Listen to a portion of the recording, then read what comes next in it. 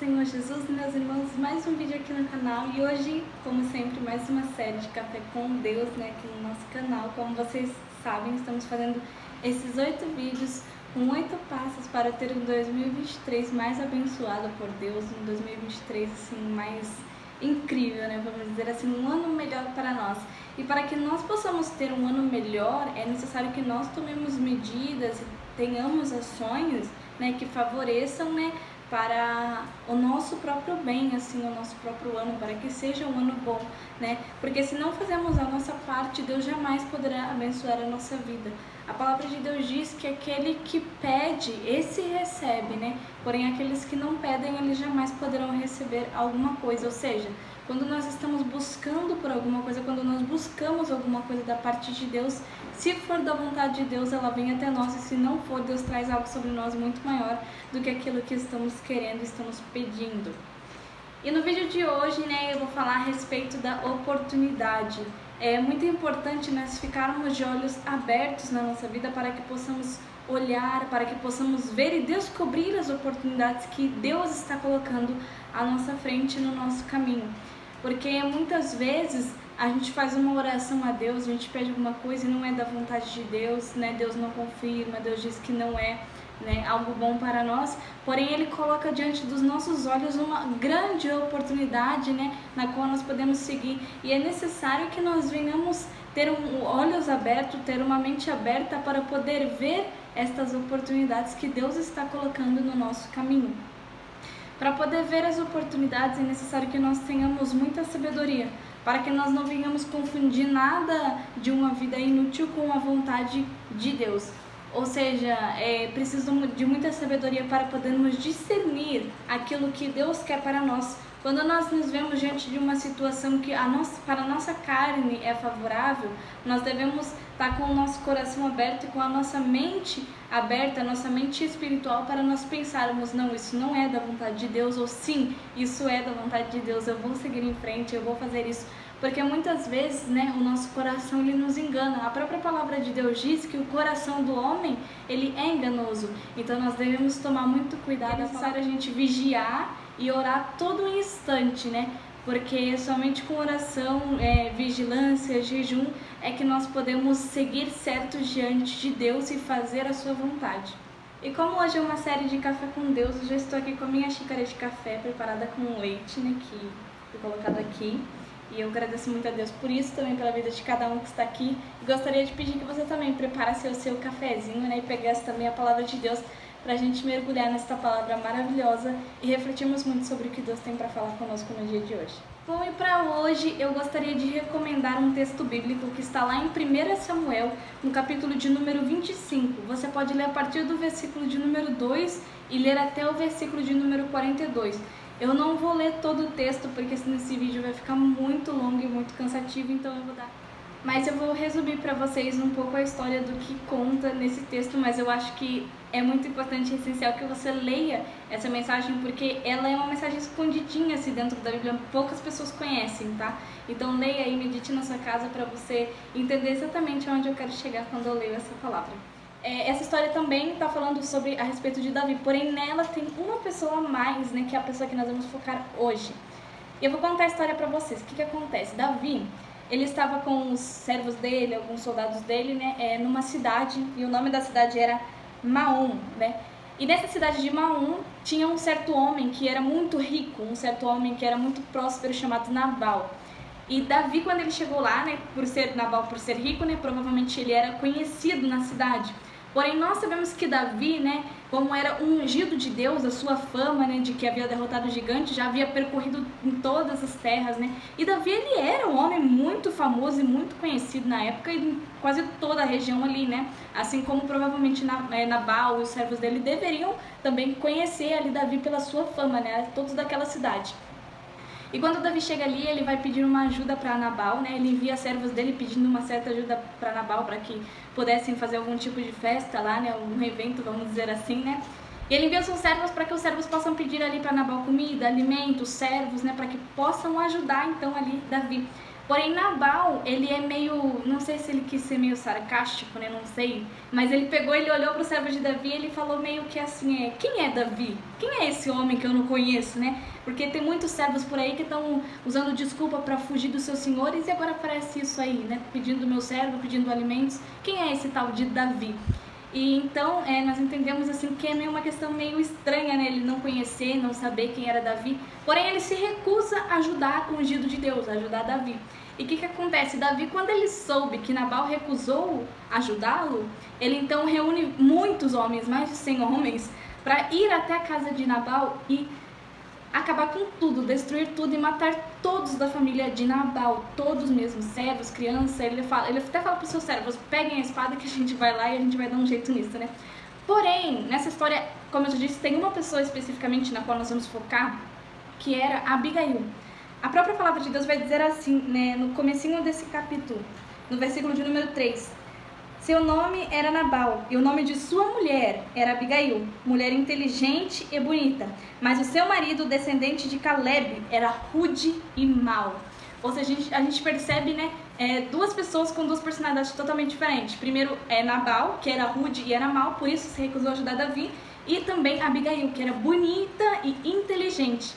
E a Abigail, além de ser bonita e inteligente, ela demonstrou também ser uma mulher muito sábia no que ela fez, né? Para que Davi não viesse sujar as suas mãos com sangue inocente, ela preparou tudo, pegou muitos pães, muitos bolos, servos, jumentos, e foi ao encontro de Davi e dos seus servos, antes mesmo que Davi pudesse chegar à sua casa, para destruir tudo que havia ali. Ela foi ao encontro de Davi, e então ali ela conversou, ela teve uma conversa ali com Davi, dizendo para ele não sujar as mãos dele com sangue inocente, né, que o próprio Deus castigaria Nabal por ser rebelde, por ele ser ignorante, por ele ser uma pessoa muito má, né? Então ela falou para Davi basicamente, vamos deixar tudo nas mãos de Deus, que a justiça de Deus sempre chega diante daqueles que são maus. Isso é bom. E então Davi, um homem muito compreensivo, ele realmente compreendeu, ele falou, não, você tem razão, né? É verdade, realmente, vamos deixar que Deus resolva isso, né? E realmente, Deus, ele resolveu isso, né? Que alguns dias depois, né, o próprio Deus feriu Nabal, né, com uma enfermidade, com uma doença, e ele veio a falecer, poucos dias depois. Porém, nessa conversa que a Abigail ela teve com Davi, né, ela fez um pedido, basicamente, para Davi, aí que entra aquele lance de aproveitar as oportunidades, de estar de olhos abertos com as oportunidades. Porque tem muitas oportunidades que é Deus que coloca no nosso caminho, que nós venhamos ter sabedoria para entender e para ver isso, né? Porém, assim, tem muitas oportunidades que a gente recebe na vida que realmente a gente tem que aproveitar, né? Porque são oportunidades boas, porém a gente deve também tomar muito cuidado, estar atentos, né? Com os pratos favoráveis que o inimigo nos traz para tentar nos destruir. Então aí, ó, vamos focar na sabedoria, né? Focar na oportunidade, mas também focar na sabedoria, porque sabedoria nas horas de tomar uma decisão, né, é muito importante, na hora de fazer alguma coisa é muito importante. E o que a Abigail ela fez? Ela pegou e falou para Davi assim, mas depois que Deus viu, foi mais ou menos assim, você pode ler na palavra de Deus, eu estou tentando resumir para vocês entenderem. Ela falou assim, ela disse assim para Davi, mas depois que Deus, né, trazer sua justiça, né, e fazer alguma coisa acontecer, se lembre de mim, lembre-se da sua serva, né, porque eu estou aqui para te servir, né, porque você é o futuro rei, você é o ungido de Deus, né, se lembre de mim. E o que aconteceu? Depois que Deus feriu Nabal, que ele faleceu, né, e que Abigail ficou só, Davi, quando soube disso, que Nabal havia morrido, ele enviou servos, mandou buscar Abigail e basicamente pediu ela em casamento, né? Ele trouxe ela para casa dele e pediu que ela se tornasse sua mulher, e ela se tornou a mulher do rei, né? Do segundo rei de Israel, né? Ou seja, ela soube aproveitar muito a oportunidade que ela teve, que ela recebeu na vida, né? E isso é importante. Todo ano que a gente conclui um ano, né? Talvez com metas concluídas, objetivos alcançados, ano que a gente recebeu muitas oportunidades, que a gente teve inúmeros caminhos para seguir, que a gente fez a obra de Deus, que a gente deixou de fazer alguma coisa para Deus, né? Ou seja, os anos sempre são assim. E assim como esse ano foi, o ano passado foi, o ano retrasado foi, o ano que vem também será um ano que você vai receber muitas oportunidades, que Deus vai colocar muitas oportunidades no seu caminho. É claro que isso pode ser uma palavra profética e você pode receber, né? Um ano de muita vitória, de muita conquista, porém, como eu já disse, mente aberta, mente espiritual aberta, visão espiritual, visão física, visão material, para entender aquilo que se encaixa com você, porque muitas coisas que a gente vai fazer, a gente tem que fazer por propósito, a gente tem que fazer por gozo, sabe? porque a gente se deleita na presença de Deus, porque a gente tem gozo na presença de Deus, é que a gente faz a sua obra. Agora, se coloca um cargo para você, se te dão um cargo e você aceita só para não ficar sem fazer nada na igreja, você não vai conseguir fazer aquilo com gozo, se não é a sua vocação, se não é o seu desejo, se não é aquilo que queima dentro de você para fazer. Ou seja, você tem que entender que aquilo que queima dentro de você é o que você vai seguir. Não aceite as coisas porque você precisa, porque por causa do que os outros vão pensar, né? Vão pensar que você está sem fazer nada. Não, o seu momento vai chegar, a sua hora vai chegar, a sua oportunidade vai chegar. E é necessário que você tenha uma mente aberta, esteja de olhos abertos para ver isso e para que no momento certo, vamos dizer assim, que você venha dar o bote na sua oportunidade, que você venha agarrar a sua oportunidade para que ela não venha se escapar e para que ninguém venha tomar a oportunidade que é sua e que pertence a você. Salomão, ele nos instrui muito a respeito da sabedoria em Provérbios, Eclesiastes, né?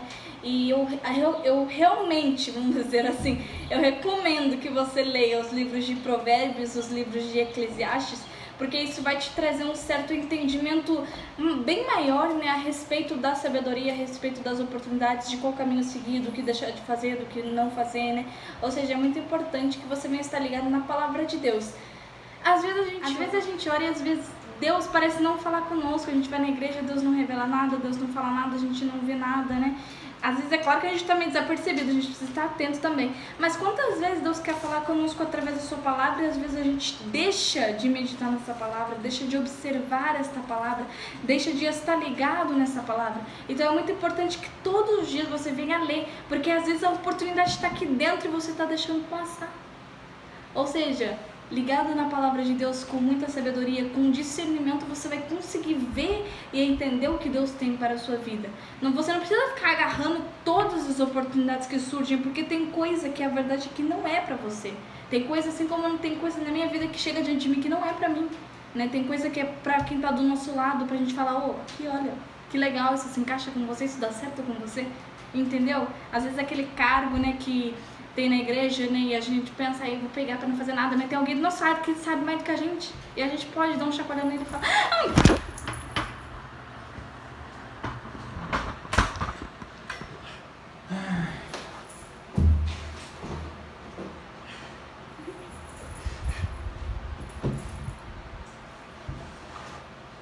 Que ela sabe que você tá brava.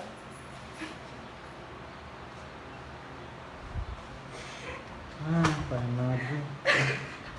Volta. Ai, Deus. Meu Deus do céu. Quebra meu iPhone agora.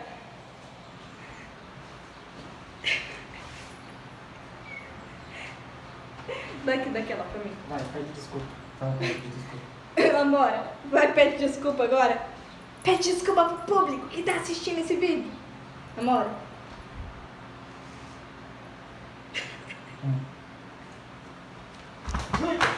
Agora você vai. Quer eu tenho também meu celular? Desculpa. Ai. Eu vou até tomar um café depois dessa.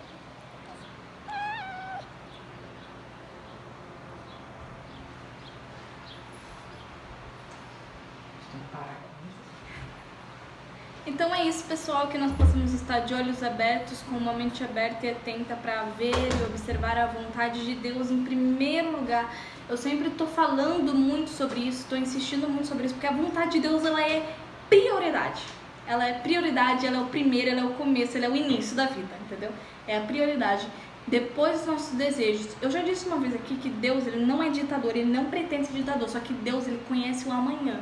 Ele olha para o nosso amanhã e ele vê quando uma coisa é bom para nós ou quando é ruim. Não é que Deus tá obrigando você a fazer aquilo, não, jamais. Deus, pelo contrário, ele te deixou livre para escolher aquilo que você quer para sua vida, né? Porém, Deus, ele sabe o nosso amanhã, então a gente faz primeiro a vontade dele, porque a gente sabe que ele tem o melhor caminho, ele tem as melhores oportunidades, ele mostra as melhores escolhas, entendeu? Ou seja, Deus, por isso que eu falo, Deus é o início. Vamos focar Deus, colocar Deus no início da nossa vida, no começo da nossa vida, no centro da nossa vida, porque Deus, ele sabe todas as coisas. Se nós começa com Deus, né, a gente termina com ele. Então é isso. Espero que vocês tenham gostado desse vídeo. Deixe o seu comentário aqui embaixo se você está gostando dessa série, né? Eu estou adorando fazer isso com vocês, estou amando mesmo fazer isso com vocês, está sendo bem legal e bem, como posso dizer, bem incrível pra mim. Eu espero muito que vocês tenham gostado desse vídeo e fiquem na paz do Senhor Jesus. Compartilhe o vídeo. Desculpa. Tchau!